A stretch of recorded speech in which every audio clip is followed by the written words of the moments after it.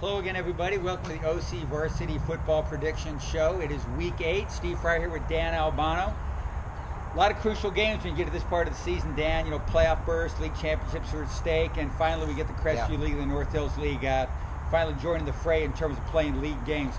Start out with the Golden West League game. This is a Thursday game. Only Thursday game on our sheet of 11 games we're going to predict here. Well, no, that's actually the second.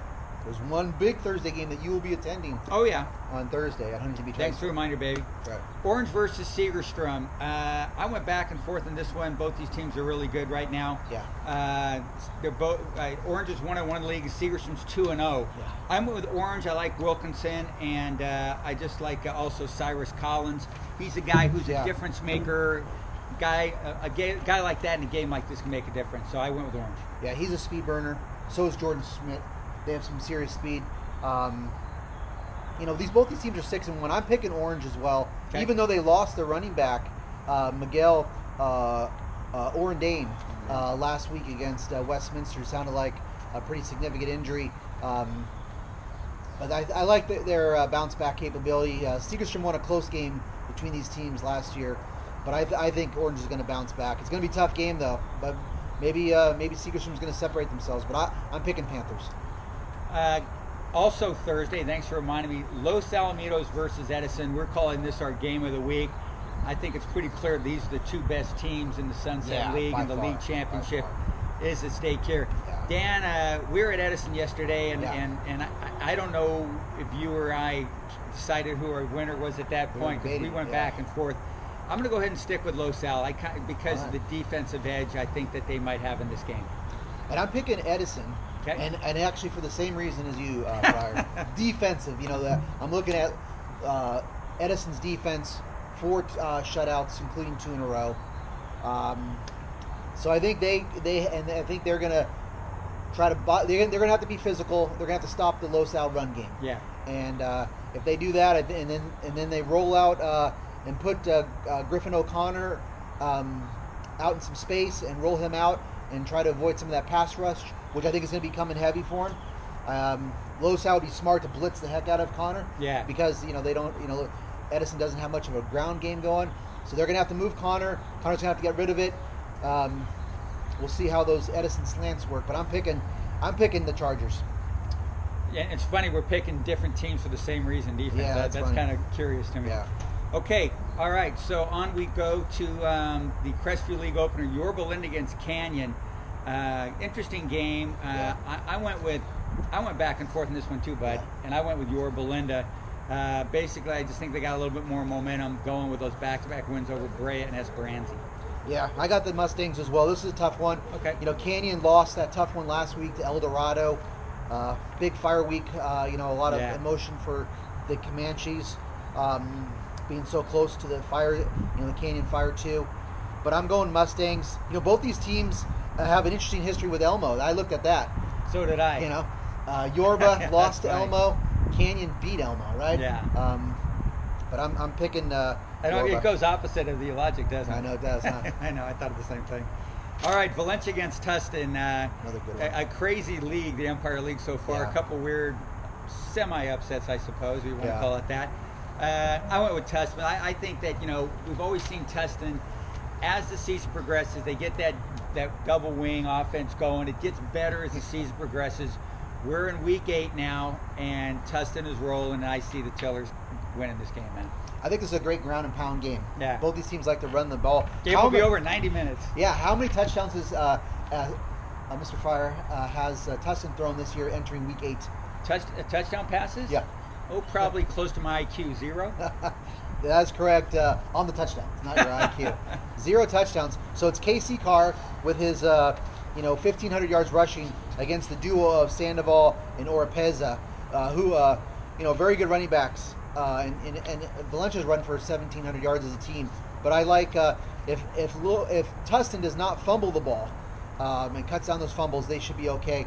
KC Carr hasn't fumbled in a month, so I'm going with the Tillers. All right, righto. Garden Grove League game here, bud. We've got La Quinta against Rancho Alamitos. Garden Grove's still the Class A league, right, Dan? Yes, yeah, they beat La Quinta, and that was a big victory. This is sort of a battle for second place, maybe, in your mind? Yes, it is. And I went with Rancho just because I think defensively they're just a slight touch better than La Quinta as the OCVarsity truck goes by. I'm going with La Quinta Aztecs in this one to get a somewhat of a maybe an eyebrow raising victory for the Aztecs. I'd like to see that, man. I just like those guys. Victory. I think they'll. I like that team. I really do. Ocean View Westminster in the Golden West League. Ocean View's struggling a little bit in League 0-2. Yeah. I saw them beat University, and they looked good, and they're all fired up. It was awful fun to see that. It's been a while since Ocean View had a lot of celebrating going on in the game of football. But I like Westminster. I think they've got a little bit better resume. Quarterback Noah Melbon and that running back Jaime, both pretty good. They got a good balanced offense. I went with the Lions of Westminster to take this one. I got the Lions as well. I think the wheels fell off somewhat for Ocean View last week, and I like the staple of backs at Westminster. This is a rivalry game, so should be a spirited affair, but I'm going with Westminster. Pacific Coast League game. Boy, this one has playoff implications all over it, doesn't Dan? University against Irvine. Irvine's got the really good offense with Mark Feely throwing the ball really well. He really is. And but I think University's got the kind of defense that is up for that challenge. I picked the University Trojans to win. I got the Vaqueros. Yeah. I think Felia, who's just a junior, is coming into his own. I mean, last week 25 of 32, 300 yards, 4 touchdowns, no picks. He's got 5 receivers with at least 15 catches, led by Ryan Fields at the top there with about pushing well into 30s. Right on. So I think they could win I think they have the offense to win this game. Over to the South Coast League. I'll be covering this game on Friday night. San Clemente at San Juan Hills. San Juan Hills is a good team, 5-3. We got them ranked 15th in the county. Yeah. San Clemente, because of all the quarterbacks they've had from Chase Reddick up to the current guy, Brennan Costello, we kind of forget they run the ball pretty good, but they also have a really good defense. Jack Shippey, Riley Croft, a couple guys who don't miss tackles. I think defense of all things carries the Tritons to the win in this one, Dan. Yeah, I got the Tritons. Yeah. I think San Clemente gets a big victory. They seem to be peaking right now on a nice roll. Go ahead, sir. You got that interesting one common opponent for these teams is Edison, and San Clemente got by Edison, and San Juan Hills really struggled against Edison. Every Trinity League game is a big game, Dan. That's right. So, of course, we're going to talk about all 3 Trinity League games this week. We'll start with Servite against Lawrence Lutheran. 2 teams really need to get a league win. They're both 0-2 in league. But, of course, it's Trinity League. They've lost to good teams, So they're both 5-2 also overall. They got the 5 wins necessary to get that 500 or better thing to get in the at-large berth. I think all Trinity League teams will go into the Division I playoffs, and 5 wins helps, of course, accomplish that. I like Servite because I think defensively they'll be ready to go against Ryan Holinsky and those great receivers that includes Kyle Ford. And I think Servite's interior line play might just be a notch better than Lutheran. I went with the Servite Friars. All right. I went with the Orange Lutheran Lancers. I struggle with this game a lot. This is a big one.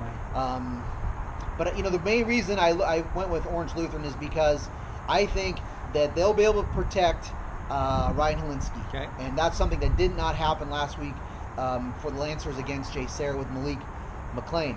So I think if Holinsky has time, and I've been checking out the Servite sack totals, the last so far in the Trinity League, they don't seem to be pressuring the quarterback too much. And I think Holinsky's gonna probably win a high scoring game because I think McMahon and Servite's got athletes to make some plays. Yeah. But I don't that defense.